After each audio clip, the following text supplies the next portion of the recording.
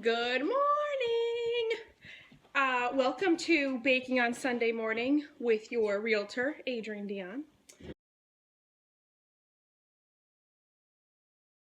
So to start off, we're going to make the crust. So I have here a 9-inch baking dish. I put a piece of parchment in the bottom. It's just easier to get it out after you're done. We're going to mix in here. I have a cup and a half of ginger snap crust crumbs, which I made in the food processor, and then a 1/4 cup of granulated sugar. So I'm gonna dump that all in here. It's all out, dump it all in there. And then we're gonna mix in 1/3 cup of melted butter. Bam. And we're gonna get that all mixed up and put into the pan.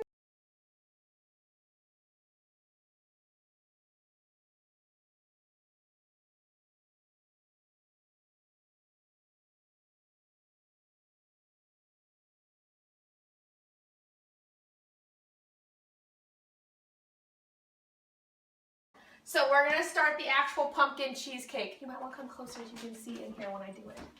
Okay, so the first thing we're gonna do is we're gonna add the cream cheese. This is 1.5 pounds of cream cheese and sugar. So we have a cup of sugar and a 1/4 cup of brown sugar. We're gonna put it all in the mixer. It's very important that your cream cheese is room temperature, or else you have lumpy cheesecake, which never ends up good.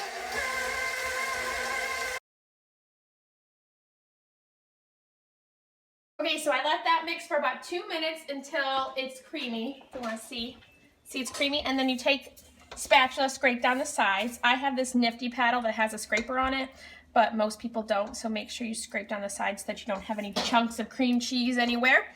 And then we're going to turn the mixer on low, and we're going to add the eggs. This is the important part. Never put it on high and over with the eggs, because it'll make your cheesecake get really poofy and then crack. And so you never want that to happen. So that's all done. So you can see the eggs mixed in.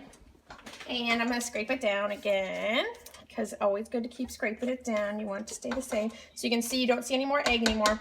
So now we're going to add the real party to the mix. And we're going to add, of course, the ever so important pumpkin, because it's a pumpkin cheesecake. So I'm going to scrape this out. Ugh. Uh-oh, I'm making a mess. Okay, so we're going to put all this pumpkin in there, a whole 15-ounce can, just one whole can, so that's good and easy to measure out. And then we're going to add 2/3 of a cup of evaporated milk. Once again, should be kind of room temperature, because you don't want it to make anything solidify when you're doing it up. So we're going to mix that so you can see it's going to get all homogeneous.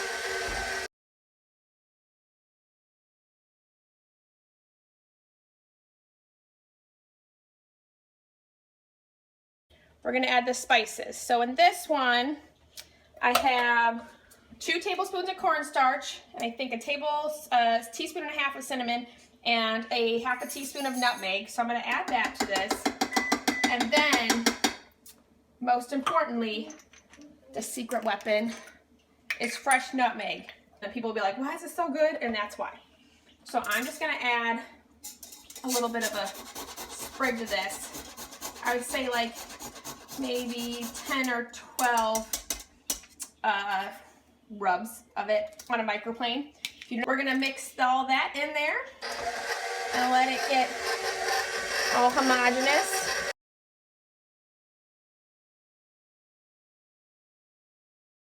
You see it kind of disappear.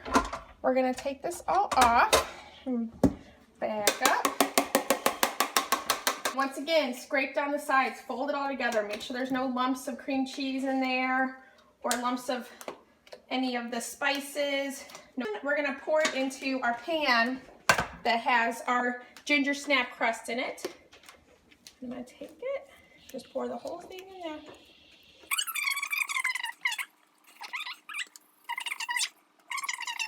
In case any of the mixture comes out, because you don't want to burn the bottom of your oven. So we're going to put this in the oven for 55 to 60 minutes, and I will see you when it's done.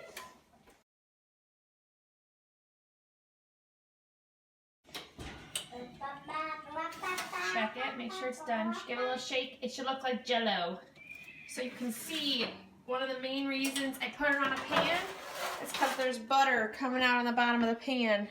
So that's a good reason to have it on a sheet pan. So we're gonna let that sit and cool, and then we'll add the topping.